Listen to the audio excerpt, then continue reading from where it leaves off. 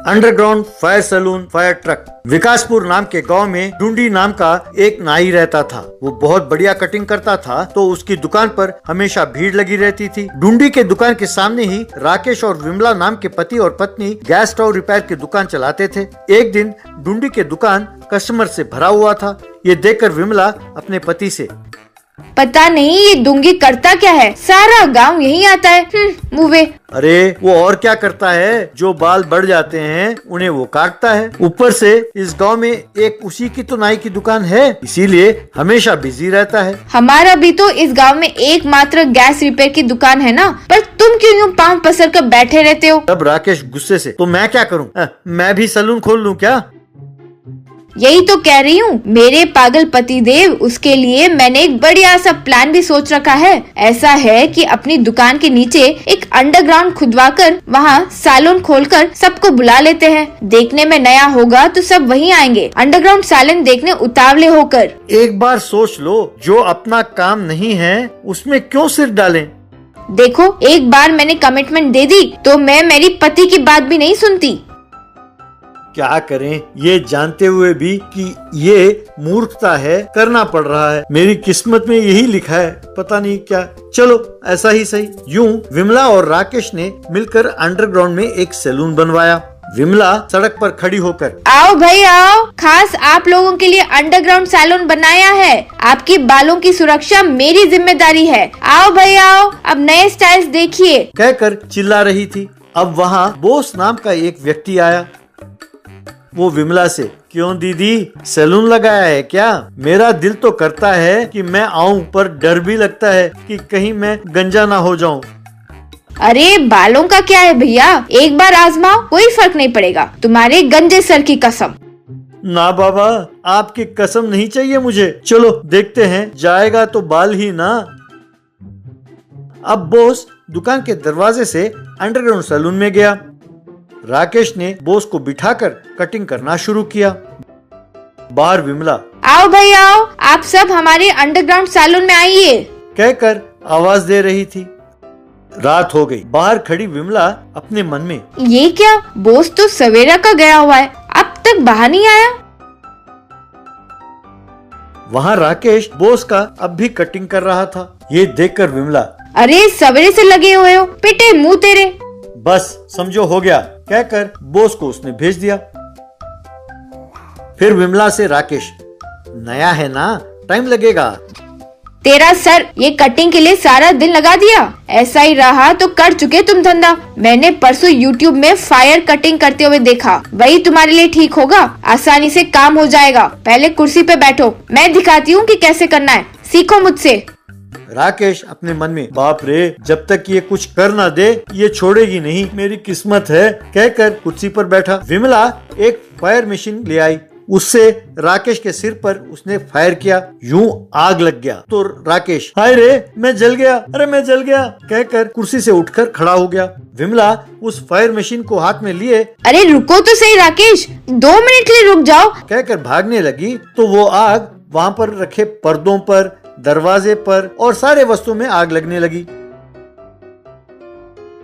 उस आग से डरकर दोनों राकेश और विमला बाहर आ गए।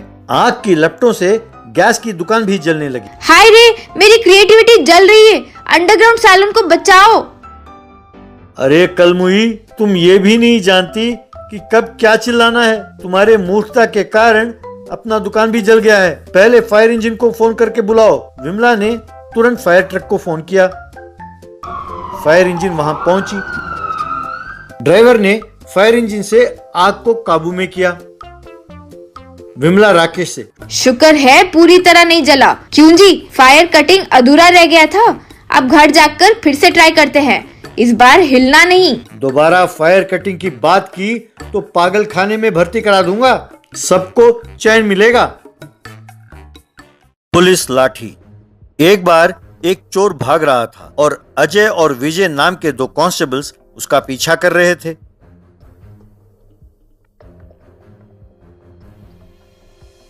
कांस्टेबल अजय तेजी से भागकर उसे जा दबोचा। बाद में विजय वहां आकर चोर को पकड़ लिया, मैंने चोर को पकड़ लिया, कहकर चिल्लाने लगा। क्या पकड़ लिया? पहले मैंने पकड़ा था, तुमने बाद में आकर पकड़ा है। पकड़ा मैंने और तुम चिल्ला रहे हो। यूं दोनों मैंने पकड़ लिया कहकर चोर को अपनी ओर खींचने लगे। तब चोर, अरे बंद करो ये सब नौटंकी, मैं समझ गया कि तुम दोनों की परेशानी क्या है। तुम दोनों प्रमोशन के लिए ये सब कर रहे हो ना। मुझे जो ज्यादा पैसे देगा मैं कहूंगा कि उसी ने मुझे पकड़ा है। सोच लो, यूं विजय ने ज्यादा पैसे दिए तो एसपी ने उसे एक सोने की लाठी इनाम में दिया और एसआई का प्रमोशन भी दिया। अगले दिन विजय लाठी लेकर बड़े ठाठ से स्टेशन में आया।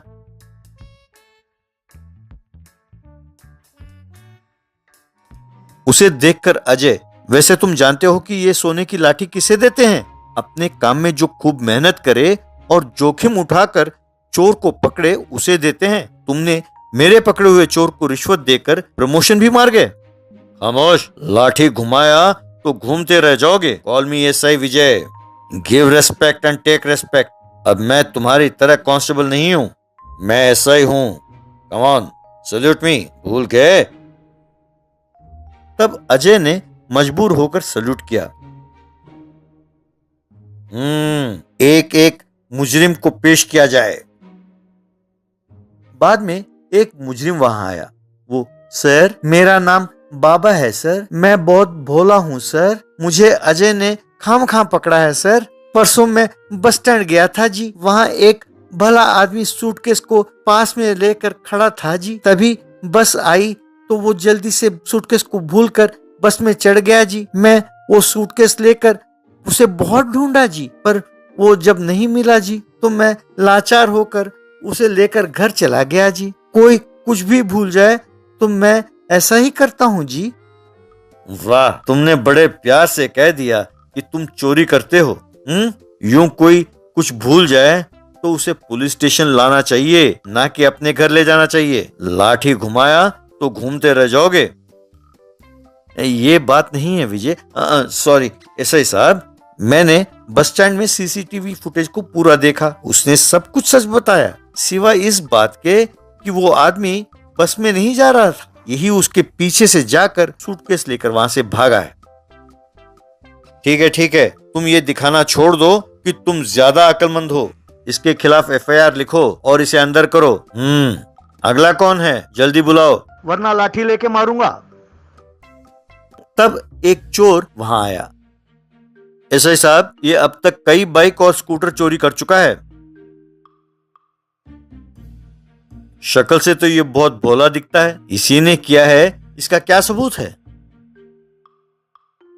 ये वाकई भोला है सर, चोरी किए हर गाड़ी की फोटो खींचकर सब बेच दो साइट पर अपलोड कर देता है। कई बार बहुत होशियारी से एक गांव में चुराए गाड़ी को दूसरे गांव का एड्रेस देकर वहां बेचता है। ये जब भी सेल के लिए अपलोड करता था मैं जाकर उसे पकड़ लेता था सर।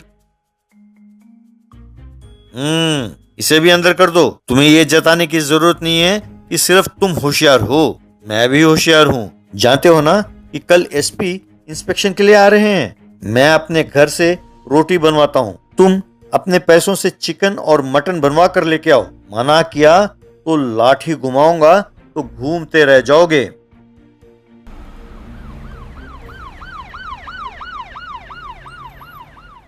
बाद में घर पर विजय की पत्नी को बेलन नहीं दिखाई दी तो वो इसी लाठी से रोटी बेलने लगी। ये देखकर विजय, ये क्या, तुम इससे रोटी बेल रही हो? ये इससे ज्यादा और क्या काम आएगा? उस दिन रात को अजय विजय को सबक सिखाने के लिए चुपके से आकर लाठी को चुरा कर चला गया। अगले दिन एसपी के स्टेशन आते ही सबने सल्यूट किया। सर, इस महीने कुल मिलाकर 12 केस दर्ज हुए हैं सर। इनमें 2 एटीएम की चोरी, 6 chain snatching, 2 eve teasing, almost सबको पकड़ लिया है सर।